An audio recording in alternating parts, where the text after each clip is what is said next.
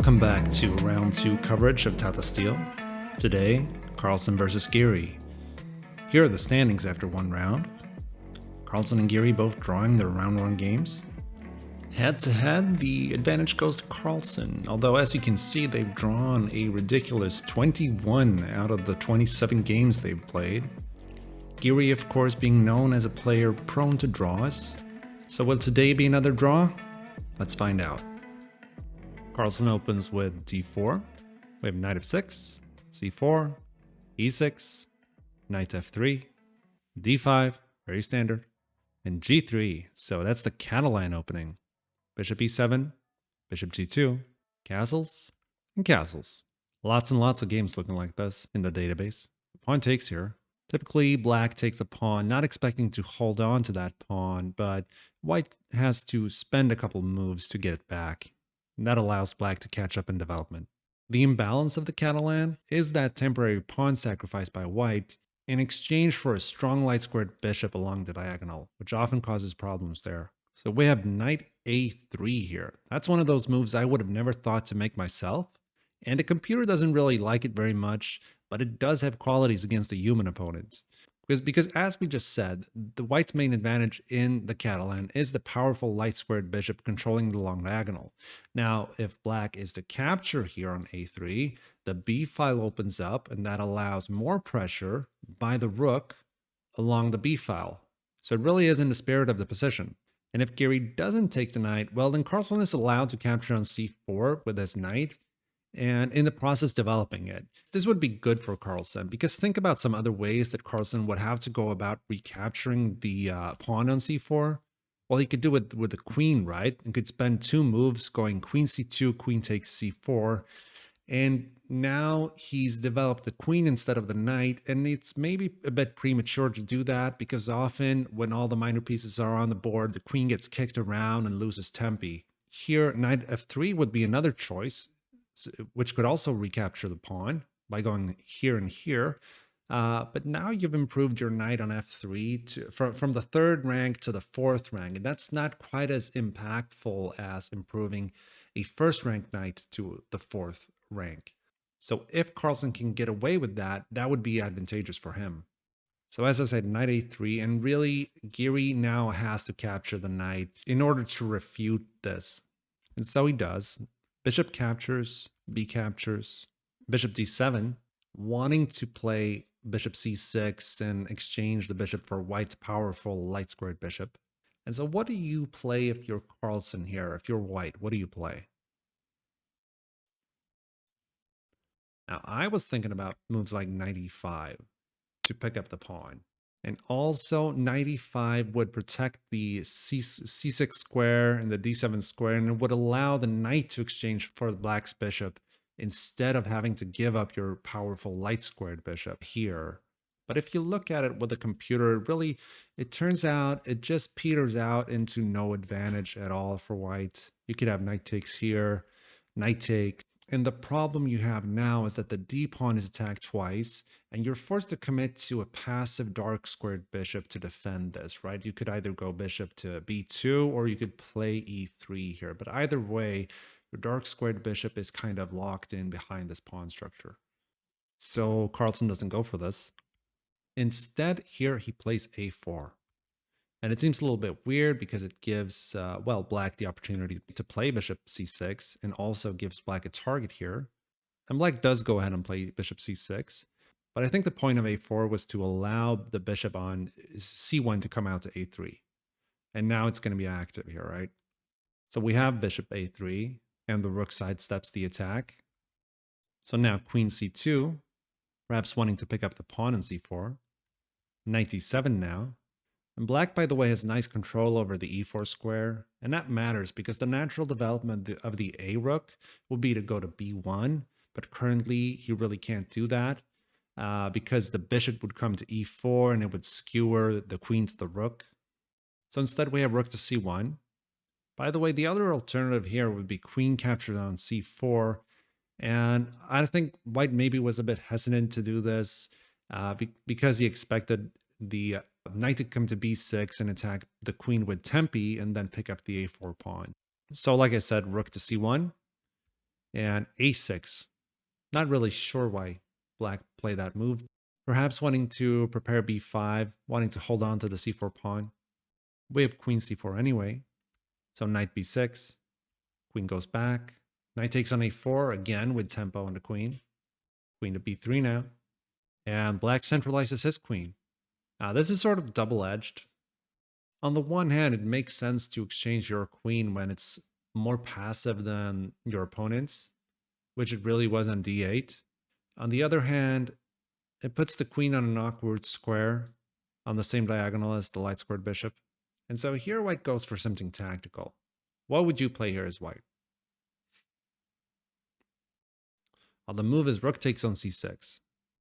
And now you really can't exchange queens because, well, let's see, queen takes here and pawn takes back. And now I have to capture the rook. The knight falls as well, and this must be winning for white, getting 2 pieces for the exchange. So we don't have that. Instead, queen takes on c6. Carlsen plays knight to e5 with 2 attacks on the queen, so she has to move. Giri plays queen to b5, again wanting that queen exchange. Carlsen is not interested, however, playing queen c2 here. Although I was thinking about bishop takes on b7 here, but it doesn't seem to work. This is actually better for black. We could have rook to b8, bishop goes back, and now a queen exchange. And in the end, the knight could move, bishop takes on e8, and we could have this intermezzo with knight takes on e2 with check. King moves, and now you capture back on e8. And in the end, pieces are equal, but white is down a pawn. It also looks like he might be losing another one soon. So we don't have that. So instead, like I said, queen c2 here. At the moment, Carlsen is down a pawn and the exchange, but in return, he has a semi-open b file and c file, and lots of potential pressure there. And here, Carlsen has done what he does best. The computer is saying the position is equal here, but there's only one move that continues equality for black. So can you find that move? So the move is knight to b6. And it seems like it's just giving up the b7 pawn. White can take here. But the key follow-up is knight to c4. And so now lots of things are hanging on both sides. But best here for white is to just capture the rook. But this allows knight takes on e3 with tempo on the queen. Queen could move. We could have rook takes on a8 and queen takes on a3. And in the end here, queen could take on e2. We have a similar thing to the other variation where black is just up a pawn. So we don't have that either, but black doesn't find knight to b6. Instead, knight d5 here from Giri. And so rook to b1, attacking the queen. And now there's literally only one square for the queen. So queen a5. And here's another test for you. What do you play here as white? Because this next move surprised me. So here I was thinking about moves like rook takes b7, but this doesn't seem to be very good for white because of the move queen to e1. And this forces white to go on the defensive with his bishop, only move, right? And now white's position is not so active anymore, and he doesn't have compensation for the sacrificed exchange. So we don't go that route. Instead, he plays bishop takes d5. Now this seems off because the general rule is to don't give up your light squared bishop because it's your strongest piece. Don't trade it for anything unless you have to, unless you get a rook or something. But there's a subtle point here, and that is, well, first, black can't recapture with a queen, right? Because recapturing with a queen just loses the knight on a4. So he has to recapture with a pawn, and this, importantly, frees up the f5 square for the queen. So we're going to get to that. But first, rook takes on b7. And now the c-pawn is falling as any attempt to protect it fails tactically. For example, rook to c8 fails to the fun bishop to b4, which traps the queen. She has nowhere to go. And you can't play rook e7 because the bishop here is just defending that square. So instead we have pawn c5, perhaps trying to undermine the outpost for the knight. But now queen f5, like we talked about. And look at the convergence on the f7 square. We have 3 pieces attacking. Black is forced to go on the defensive here. Rook f8. But knight takes anyway. And so now white's advantage is a kingside attack, and black's advantage is being up the exchange. Black used to be up pawns, but after the pawns fell, on f7 now, and on b7 a few moves ago, white is up a pawn now. Black would be looking to liquidate this position without further losses. So in that spirit, we have queen to d8, taking advantage of the pin on the knight. And here just pawn takes c5. That's another pawn for white, now being up 2 pawns. So another quiz here. What do you play as black? So I was thinking about queen e8 to pressure this knight on f7, but it doesn't work tactically. The problem is queen takes d5, first winning another pawn, but it seems like you're losing the knight on f7, right? But after captures, the problem is the rook on a8 is falling. And after the rook is captured, white is just up too many pawns and completely winning. So instead, Giri plays queen f6, and here Carlsen goes for the exchange. And now knight h6, with check, and only one square to go to for the black king. And now Carlsen makes use of that passed c-pawn, pushing it down the board. Also, the rook is attacked, so you got to get out of that. So the rook tries to defend the pawn, but pawn c7 anyway. And now just look how dismal black's position seems right now. The rook on a8 has literally no available moves. Both of these moves just lose immediately. The rook on c8 is passive. Not a fun position. Giri tries re-maneuvering the knight. Bishop back to b2.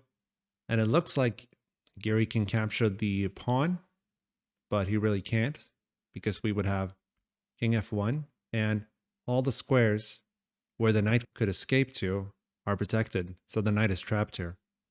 So instead, d4, knight f7 check, king g7, and now knight d6 with an attack on the rook. And of course, you can't move the rook, as the c pawn with queen would check, so you couldn't even pick up the queen here. So we don't have that. So king g6 getting out of the rook's line of fire, king f1, and knight b5, trying to pick up the c-pawn. And now finally, white wins back his exchange. Rook takes, a4 now, and the position liquidates further. Black does manage to pick up the c-pawn, but white gets the d-pawn in exchange. And now only 2 moves remain, knight e6, and bishop just backs up. And the tension is now dissipated. The smoke is cleared, and we can clearly see that white is just up 2 pawns. And if it was just 1 pawn, black could have maybe fought this, but 2 pawns is too much of an advantage. The position is completely winning for Carlsen, and Giri of course knows this. So that's quite the game by Carlsen, giving up the exchange, at one point being down an exchange and a pawn, but is obviously compensated adequately by superior piece activity, which he converts beautifully. After 2 rounds, we have Carlsen, Duda, and Vidit leading the pack at 1.5 points each. That's it for this one. See you in the next one.